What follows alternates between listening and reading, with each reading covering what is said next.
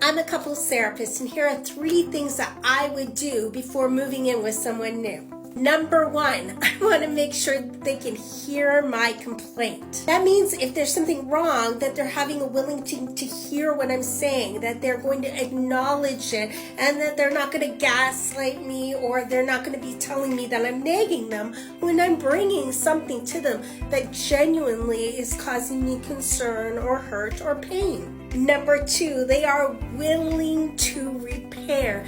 In other words, of course we're going to have disagreements. Of course there are times where there's going to be miscommunication, or we might hurt each other's feelings. But they have a willingness to have ownership, that they're going to apologize, that they're going to recognize that I've been hurt and willing to repair them. And number 3, and this is so important, guys, they maintain interest in me. In other words, they're asking me about what's going on in my life.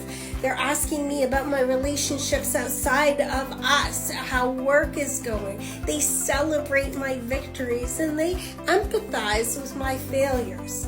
When we have these 3 things, this can make a really strong attachment. Solidifies the likelihood that we are going to last. And if you're not getting these right now, then you might really want to reconsider whether or not you move in.